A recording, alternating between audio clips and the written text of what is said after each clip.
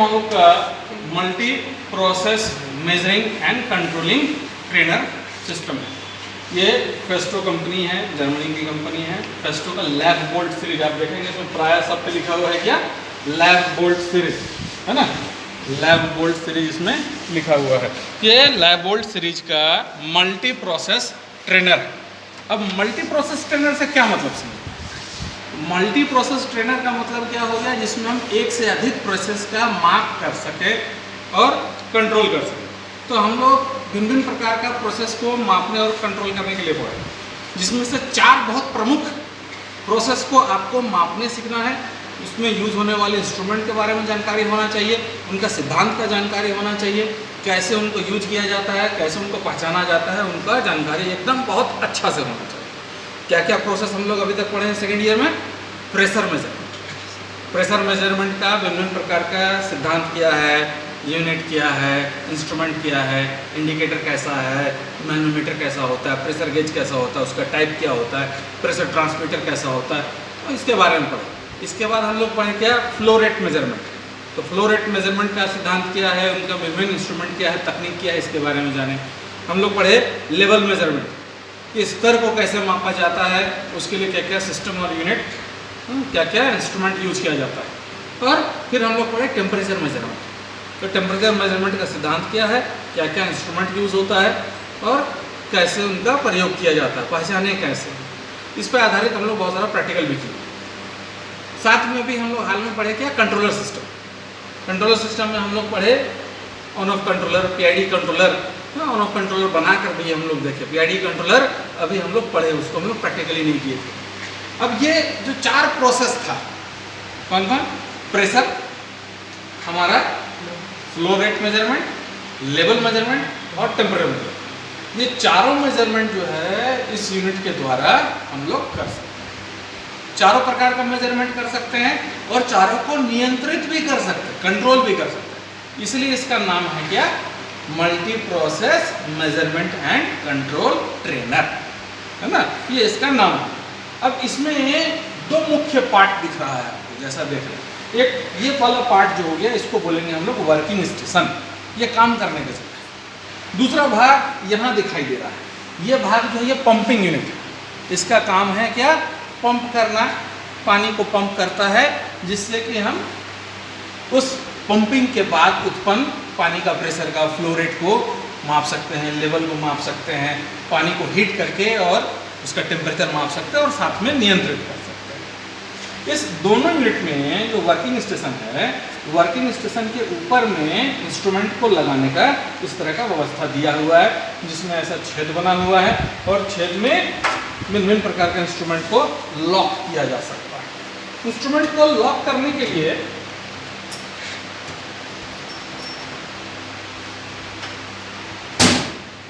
ये पीला वाला जितना आप देख रहे हैं ना स्क्रू, जितना ये पीला वाला स्क्रू देख रहे हैं, इस पीले वाला स्क्रू को आप घुमा करके, इस तरह का इसमें रिंच दिया है, इसको ऐसे डाल करके इसको बाहर की ओर निकाल लीजिए। और जब ये बाहर की ओर निकाल लीजिएगा तो इसको एक तरफ से ऊपर या नीचे की ओर धकेल लीजिए, फ्री होकर निकल जाता है। ये काला वाला जितना पार्ट दिख रहा है ये फिक्स पॉइंट है, ये येलो वाला जो दिख रहा है इसी को खोलने और कसने के लिए दिया हुआ है। जितना इंस्ट्रूमेंट है उसको उसी तरह हम इस तरह से क्या करेंगे, छेद में ऐसे मिला देंगे और मिला करके ये येलो वाला जो पार्ट है इसको घुमा देंगे। तो अब ये क्या हो गया, लॉक, है ना।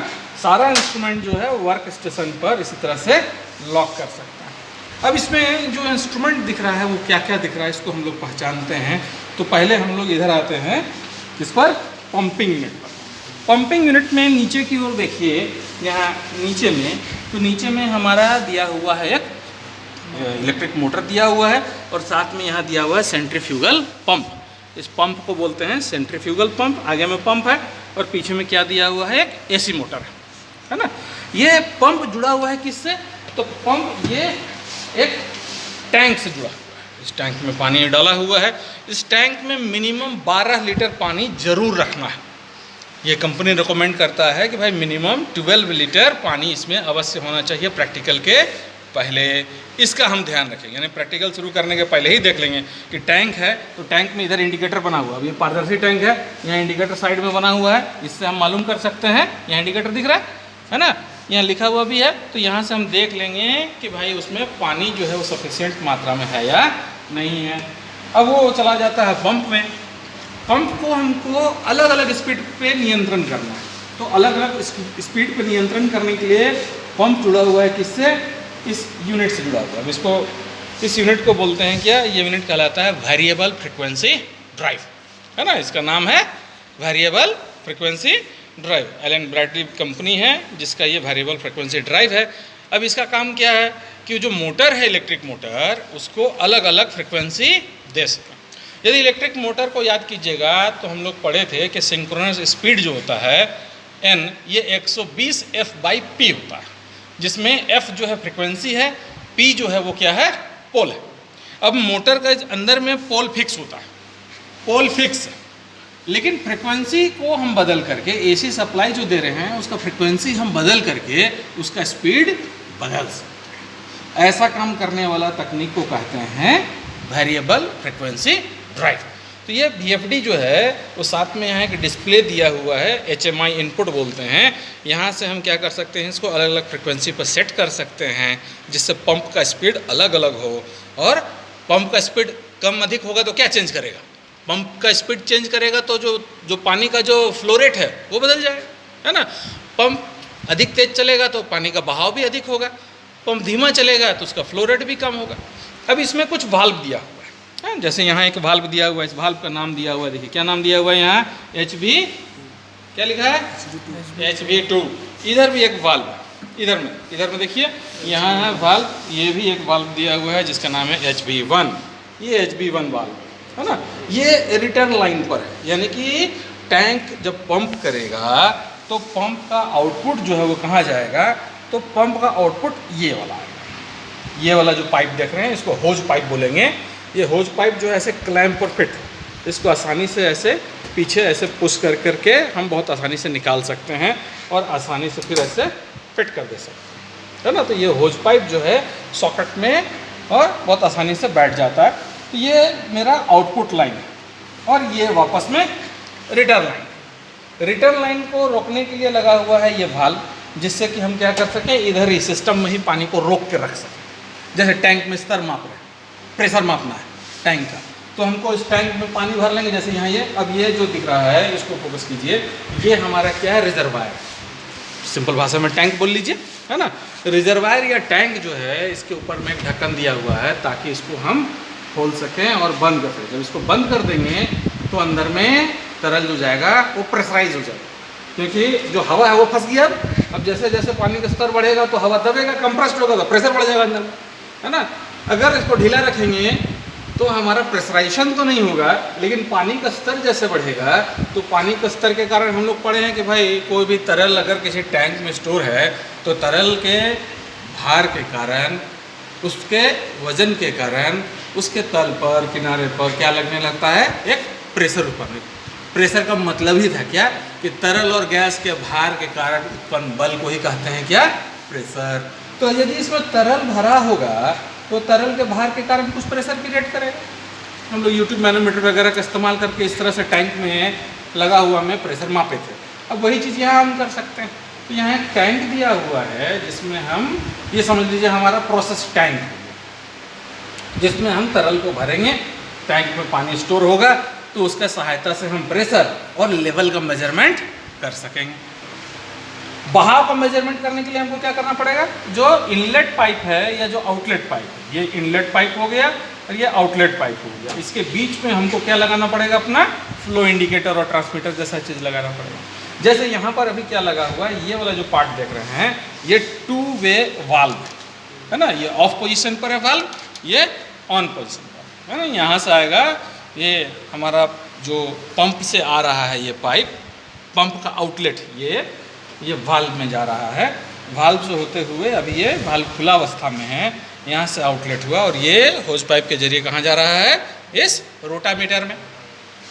ये रोटामीटर जो है ये 2 लीटर पर मिनट से 20 लीटर पर मिनट तक का मेजरमेंट कर सकता है। हमारा जो पंप बना हुआ है, ये जो पंप दिया गया है, ये 12 लीटर पर मिनट फ्लो रेट के लिए बना हुआ है, तो हम आसानी से माप सकते हैं। तो ये हमारा रोटामीटर क्या हो गया, वेरिएबल एरिया, जो हमारा रोटामीटर जो होता है उसको वेरिएबल एरिया फ्लोमीटर भी कहता है। तो ये रोटामीटर क्या मापेगा, आप जानते हैं कि जैसे फ्लो होगा तो इसका फ्लोट ऊपर उठ जाएगा और सामने स्केल में देख करके हम फ्लो माप सकेंगे। पहले भी आप रोटामीटर का प्रैक्टिकल कर चुके हैं। तो यहाँ से फ्लो होते हुए फिर इस पाइप से होते हुए कहाँ चला जाएगा, इस प्रोसेस टैंक में चला जाएगा, है ना। कहीं प्रेशर मापना है तो उसके लिए ये पोर्ट दिया, ये जितना ऐसा पोर्ट जो देख रहे हैं, चाहे वाल्व पर हो, रोटामीटर पर हो, तो टैंक पर हो, तो ये क्या है, प्रेशर पोर्ट है, जिसके अंदर में क्या लगा हुआ है, वन वे वाल्व लगा हुआ है। जैसे अभी इसमें कुछ नहीं जोड़े हैं, पानी भरा रहेगा तो यहाँ से पानी लीकेज नहीं करेगा, क्योंकि अंदर में वन वे वाल्व है। जब इसमें कनेक्शन नहीं होगा तो बाहर पानी नहीं आना चाहिए। हाँ, यहाँ नीचे में क्या करके रखे हैं कि नीचे में जैसे ये एक लगा कर रखे हैं इंसर्ट, ये इनपुट प्रेशर मापने के लिए लगा कर रखे हैं। टैंक के निचले स्तर पर एक पोर्ट दिया हुआ है, इस पर क्या किए, एक पाइप लगा दिए। अब ये पाइप किसका जैसा हो गया, ये पाइप हमारा हो गया इंस्ट्रूमेंट पाइप हो गया, है ना। इंस्ट्रूमेंट पाइप जिसको कहते हैं, या जो इम्पल्स लाइन कहते हैं। तो इम्पल्स लाइन का काम क्या है कि जहाँ प्रेशर माप रहे हैं वहाँ से इंस्ट्रूमेंट को पहुँचाए, उसी पाइपलाइन को इम्पल्स पाइपलाइन कहते हैं। तो ये इम्पल्स पाइपलाइन यहाँ इस तरह से हम जोड़ देंगे, प्रेस कर दिए तो अंदर का वाल्व खुल गया। अब ये प्रेस होकर के कहाँ आएगा, तो ये आएगा इस प्रेशर ट्रांसमीटर पर। अब इसको नज़दीक से देख लीजिए। तो ये प्रेशर ट्रांसमीटर क्या है, तो प्रेशर ट्रांसमीटर है आपका, ये प्रेशर ट्रांसमीटर कहलाता है क्या, डिफरेंशियल प्रेशर ट्रांसमीटर। हम लोग पढ़े हैं डीपी ट्रांसमीटर, तो ये डीपी ट्रांसमीटर है जिसमें अंदर में क्या है, प्रेशर मापने के लिए यूज किया जाता है कैपेसिटिव तकनीक का, या डायफ्राम जैसा चीज़ लगा हुआ है दोनों तरफ, कैपेसिटिव इफेक्ट का यूज करके डिफरेंशियल प्रेशर मापा जाता है। उसके साथ कई अन्य तकनीक लगा करके प्रेशर को कन्वर्ट किया जाता है किसमें, इलेक्ट्रिकल में। तो प्रेशर ट्रांसड्यूसर हम लोग पढ़े हैं। ये प्रेशर ट्रांसड्यूसर जो है वो 175 किलो जो पास्कल है वो मैक्सिमम मापने के लिए बना हुआ है। ये आउटपुट किस में देगा भाई, तो प्रेशर ट्रांसमीटर को काम करने के लिए 24 वोल्ट चाहिए। तो यहाँ पर 24 वोल्ट देने के लिए प्लस माइनस जगह दिया हुआ है, जहाँ हम इसको 24 वोल्ट पावर सप्लाई से देंगे। आउटपुट कहाँ से आएगा, तो आउटपुट के लिए दिया हुआ है 4 से 20 मिली एम्पेयर का करंट सिग्नल। 4 से 20 मिली एम्पेयर करंट सिग्नल हम लोग पढ़े हैं, बहुत प्रमुखता से एनालॉग करंट सिग्नल का यूज किया जाता है ट्रांसमीटर से सिग्नल भेजने के लिए। तो 4 से 20 मिली एम्पेयर का करंट सिग्नल का इस्तेमाल हम प्रेशर मापने के लिए करते हैं। अब ये टैंक में जो प्रेशर होगा वो कहाँ जाएगा भाई, तो इस प्रेशर ट्रांसमीटर के पास जाएगा, और यहाँ से प्रेशर ट्रांसमीटर क्या करेगा, 4 से 20 मिली एम्पेयर में कन्वर्ट करके इसको आगे भेजता है ना। इसमें हम साथ में जितना प्रेशर ट्रांसमीटर है उसमें अक्सर जीरो और स्पैन का सुविधा होता है ना। जीरो और स्पैन का जो सुविधा है, यहाँ सामने में देखिएगा तो आपको जीरो स्पैन दिखा दे, देखिए, और लोग भी देखिए जाके, है ना, जीरो और स्पैन दिया हुआ है ना, लिखा हुआ है जीरो और स्पैन। Yes sir. जीरो और स्पैन, ये दो चीज़ जो है बहुत प्रमुख चीज़ है। आप लोग को बताए हैं जीरो और स्पैन के बारे में। स्पैन का मतलब आप जानते हैं कि भाई न्यूनतम और मैक्स जो अधिकतम है, जो मापता है उसके बीच का अंतर को स्पैन कहते हैं। तो इससे हम अपना सेट कर सकते हैं प्रेशर ट्रांसमीटर का स्पैन, कि भाई कितना प्रेशर मापने के लिए बनाया है। तो हम कर सकते, हो सकता है जीरो से मान लीजिए कि 1 किलो पास्कल मापना हो, वो सेट कर सकते हैं। 1 किलो पास्कल से 5 किलो पास्कल मापने के लिए सेट कर सकते हैं। आवश्यकता अनुसार हम इसका रेंज फिक्स कर सकते हैं। अब नॉर्मल प्रेशर ट्रांसमीटर या प्रेशर जो गेज है तो उसमें फिक्स होता है, उसमें आप स्पैन चेंज नहीं कर सकते, रेंज चेंज नहीं कर सकते। लेकिन इस ट्रांसमीटर में आप रेंज भी बदल सकते हैं, स्पैन भी बदल सकते हैं, ये फ़ायदा है ना। अब ये प्रेशर ट्रांसमीटर को काम करने के लिए पावर कहाँ से आ रहा है, तो पावर आ रहा है ये 24 वोल्ट SMPS से, है ना। ये 24 वोल्ट का SMPS है जिसको हम AC इनपुट देते हैं। इसको AC इनपुट दे देंगे, AC इनपुट देंगे तो ये हमको 24 वोल्ट सप्लाई देने लगेगा। यही 24 वोल्ट हम अपना मेजरिंग इंस्ट्रूमेंट पर, जो प्रेशर ट्रांसमीटर है उस पर भी लगाएंगे। जहाँ जहाँ हमारा प्रेशर ट्रांसमीटर, टेम्परेचर ट्रांसमीटर है, उसको काम करने के लिए करंट तो चाहिए ना, तो 24 वोल्ट सप्लाई देंगे, और मेजरमेंट करने के लिए 4 मिली एम्पीयर से हमारा काम चल जाएगा। तो ये पावर सप्लाई यहाँ दिया हुआ है, ठीक है।